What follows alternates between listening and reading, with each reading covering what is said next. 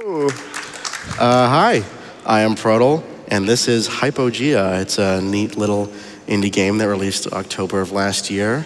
I'm going to be running all chapters, which means we have to go to each area to activate some things. We'll go more into depth later. I'm joined by my commentators. Hi, I'm Gelly. I did a lot of the routing and running for demo, and I am here to also give a lot of the technical explanations about the all chapters run.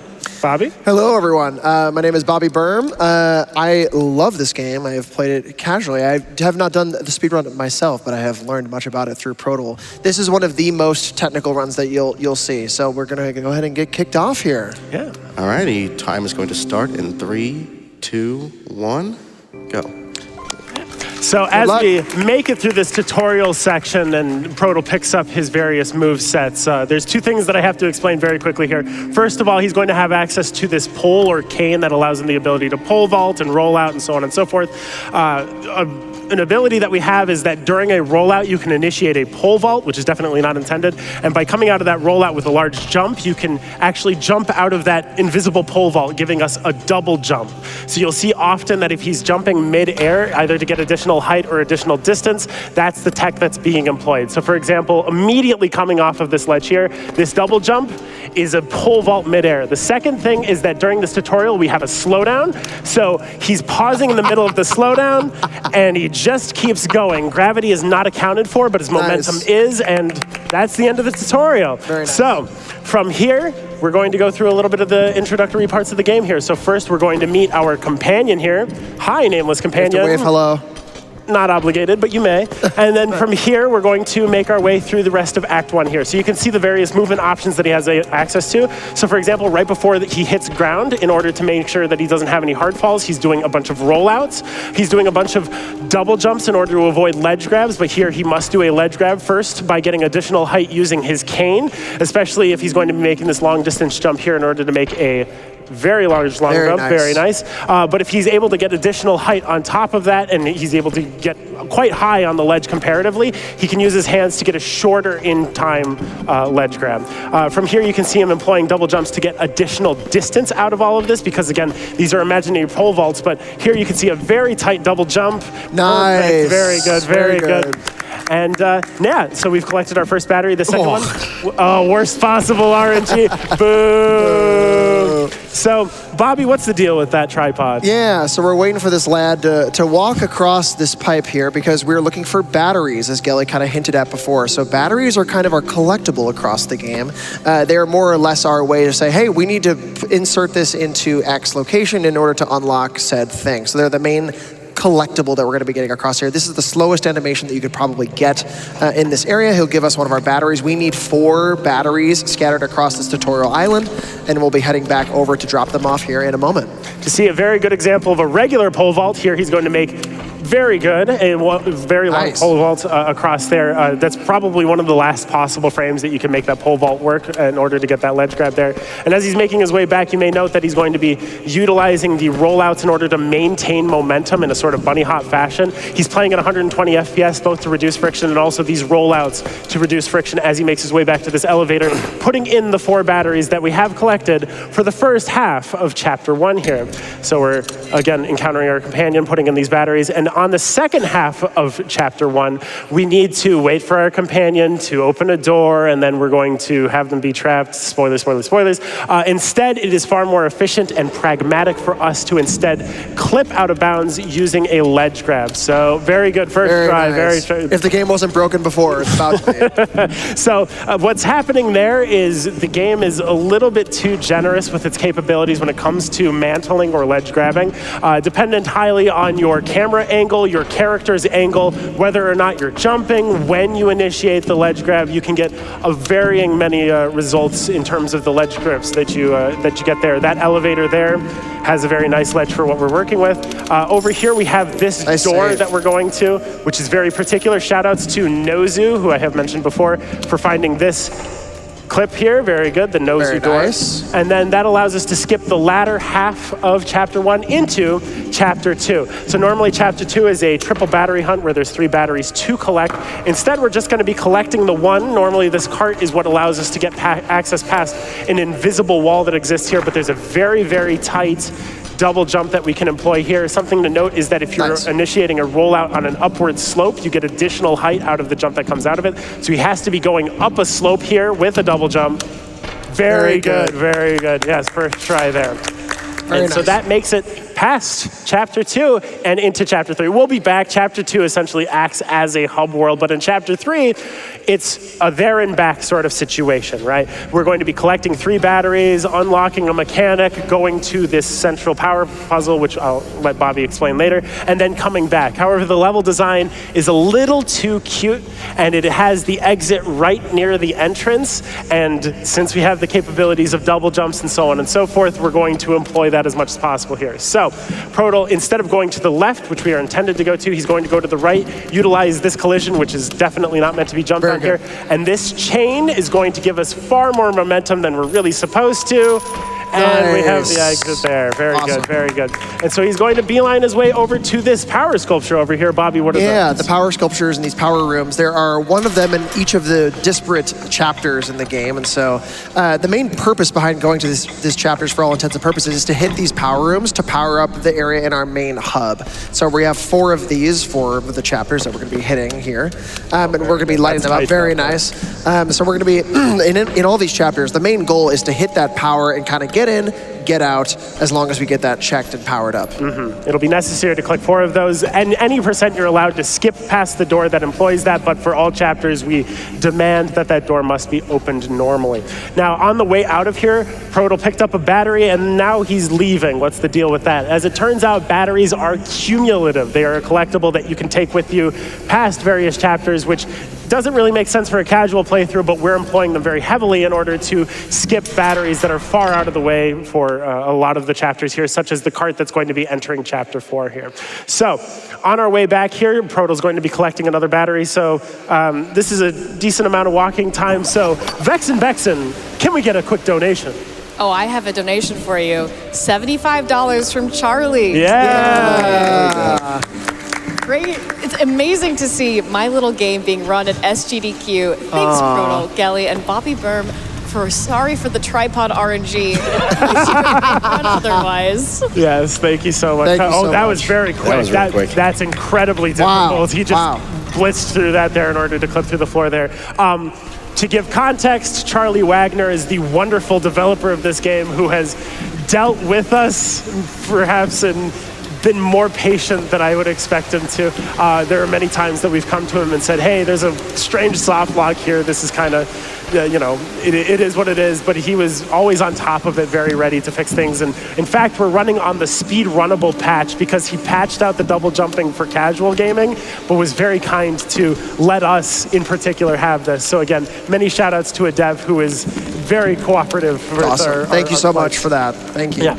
But now we're currently on our way into Chapter 4 here. We can use this double jump employed to collect a singular battery, just sort of incrementally, and that puts us actually up to 4, which is probably far beyond what we're supposed to have. And we're entering Chapter 4 here. Something to note is that our companion is supposed to be with us on a lot of these trips, except for this one, which is why this cart trip is like 20 to 30 seconds. So sad. Vexen, another donation. Absolutely. $30 from Hobbit, donating $10 for each of my deaths during my All Bosses Unrestricted Metroid Dread run. I hope everyone enjoyed the run. It was such a special experience. Remember, walls are suggestions, which feels relevant here. Yeah, a little. Absolutely. Another donation would be excellent. Thank you. Absolutely. We've got from Lemillion. Let's hit that 1 million. It's true. Keep getting those. We're so close. We're so close to 1 million. We have a little over, what is it? A little over $8,000 to go. So we can hit it. Let's go. Let's do it. Yeah. So here, this is definitely unintended. Normally, you're intended to go through a sort of a scripted section where you're supposed to pick up a moth and so on and so forth. Instead, we're taking a back path through a collectible here. That was a very tight ledge grab, very well done, but we're not quite there yet. We're going to use a double jump to get on top of this ledge. Nice. Very nice. As you can see, if you fall into that out of bounds, you're not coming back. So he very gracefully navigates past that. Again, the structure of this level is that you're intended to collect a moth, go to a hub, go out to collect another another moth, go back to a hub. Moths being power sources, batteries light in a sense. But instead, we're just going to beeline it to the second moth to collect over here, and we're going to do something a little bit special in order to collect the third moth over here. Once we've collected this first moth, we have access to these collision sections over here, and another mechanic that's been introduced is these hex comb walls that allow us to do wall jumps to climb up here, which are maybe a little bit too generous in terms of what we were able to do.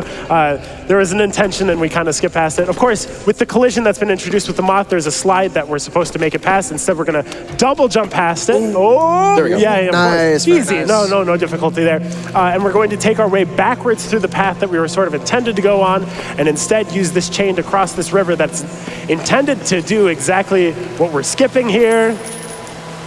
Very nice, very nice. We're not quite there yet, though, because we haven't hit a checkpoint, because if he hits water, it's going to be a reason. Water no good. Water no good. Oh, okay, good. No, it's fine, Fantastic. it's fine. He's done it, he's done it. So, one thing I can add here is that Pr0tal's making this feel very fluid and very dynamic and everything, but all of these movements are microscopically planned. Like, I mean it in a very literal sense. Like, each jump and each roll is required to, cancel like a hard fall or, ledge grab in just the right spot. So this is a very, very precise set of movements that we're seeing right here. Shout outs to Osmorn, who I was talking to when doing this game casually. He said it's very rewarding when you get things right and very punishing when you get things wrong. So, like, as a casual gamer, you can get close to this, but Pr0tal's just absolutely blitzing here on the way back to the HUD here.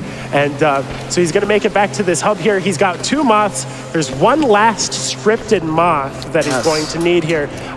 Fortunately, the game is very kind in what it considers collecting that third moth, so we're going to pull this lever here, and there she blows. Comes in right blowing through here. Yay! So that gets us our third moth, and that'll be our power sculpture here.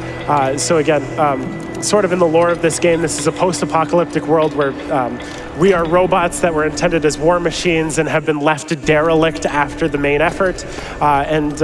So, we're trying to navigate our way to collecting those 4 power sources to get an elevator to touch grass. So, as we make our way back to the main hub here, I think would be an excellent time for a quick donation, Vexen.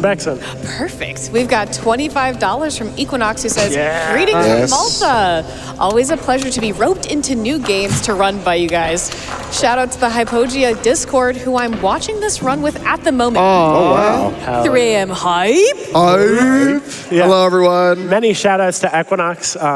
We will be seeing in Chapter 6, he developed pretty much on his own a major skip that's going to go off with no hitches. So we're not going to blame Equinox for anything whatsoever. But in any case, we're making our way back from Chapter 4 here and making our way down to this quite long scripted cutscene. You know what? Another quick donation would be excellent. Thank you. Absolutely. I got you. No worries. We've got $5 from Zuzu, who says, something Pr0tal, something donation, something speedrunning, something carrots. True. That is that is a 3 a.m. donation for games like quick. I love that. Perfect 3 a.m. donation. Yes, exactly. It's ideal. No in between. Perfect. Sorry. Thank you, Zoo. Another quick donation would be excellent. Thank you. We have $25 from King Wrangles, who says, did you know meticulous pumpernickel is just thoroughbred? Gotta bring in a pun.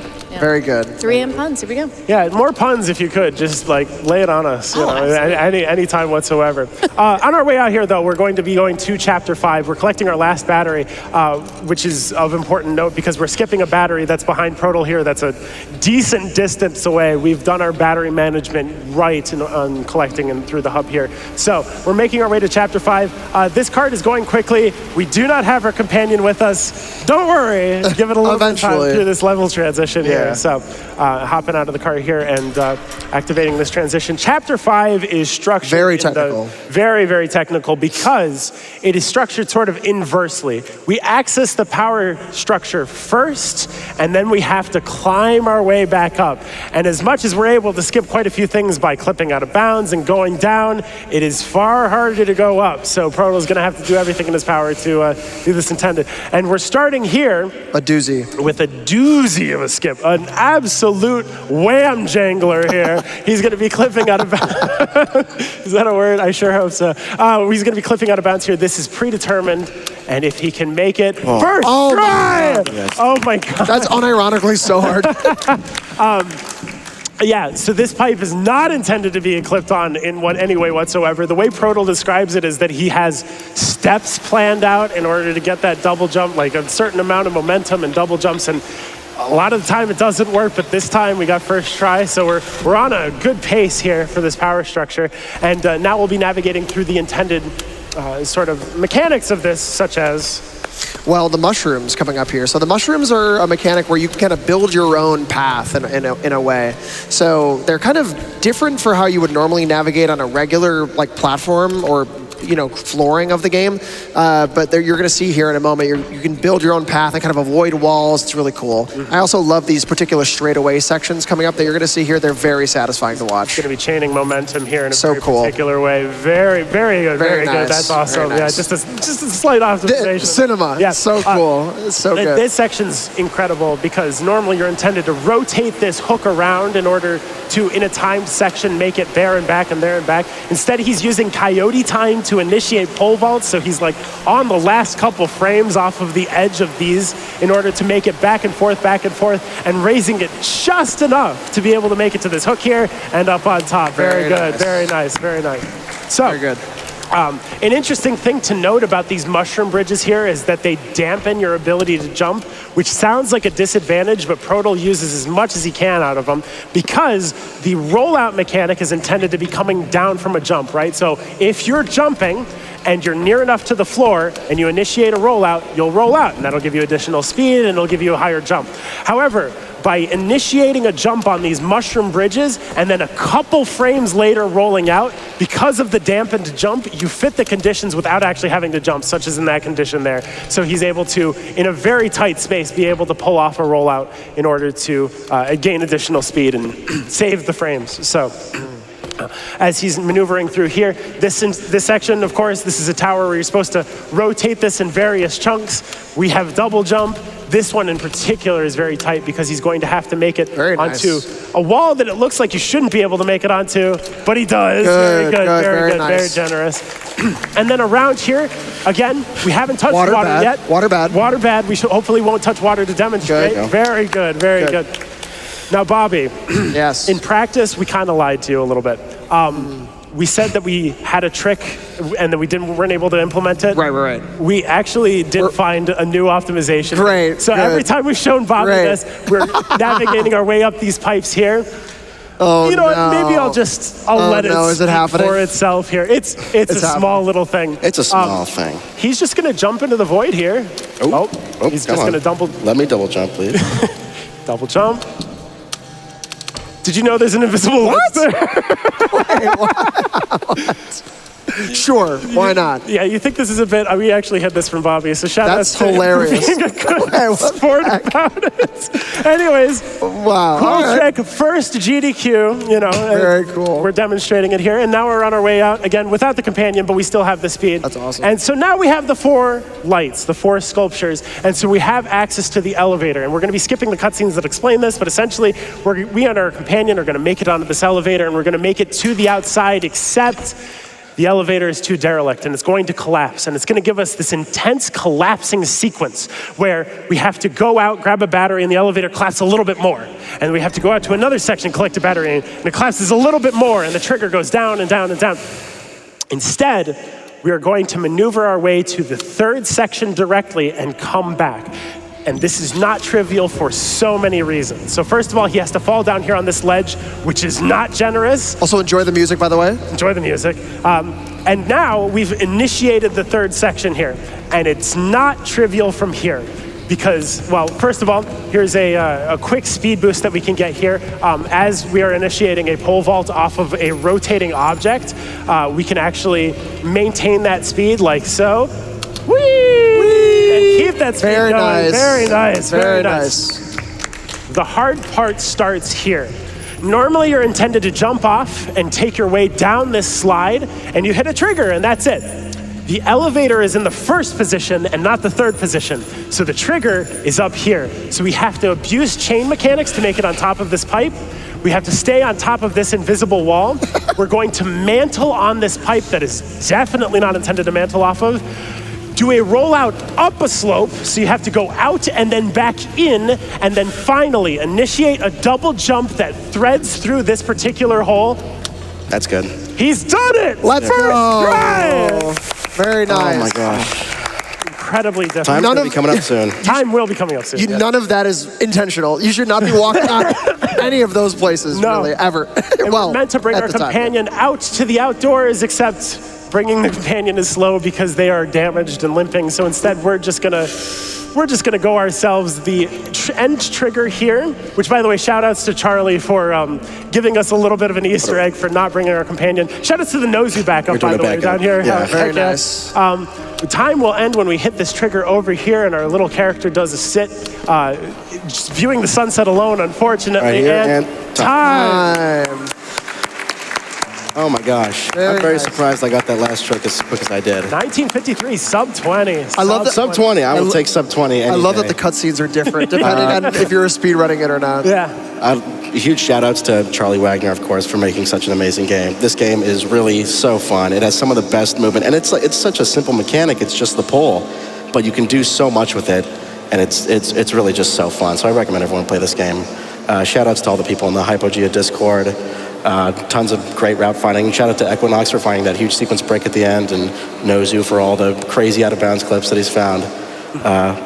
Thank you, commentators. You want to say anything? You got shout outs, Kelly? Wow, you got to shout out the first place current competitor. That's true, Kali. Yeah, who has Kali. pushed Pr0tal past reasonable limits. I am in So second good. place, unfortunately. Shout outs to Jafra, who has worked on this game in a modding capacity so that we can do better practice. Shout outs to Utsuru, she's been our French runner, our resident French runner. And shout out to Verse, who made a trick that we will not be doing in this run. But Oh, yeah. many shout outs for the work that they did. And shout outs to everyone else. And I would also say you got to see next to none of the puzzles in this game as they are intended. If you enjoy games that look like a love letter to PlayStation era kind of games, please go buy this game and try it out for yourself. I fell in love with it the first time I played with it. Please go give it a shot yourself. So thank you so much for 1000%. having us. support an indie dev, yes. Yes, and appreciate you having us, and thanks for watching Pr0tal. Back over to you. Anything else you wanted to add? Thank you, Games Done Quick, for having me and for having this game. Awesome. Thank you. Thank you.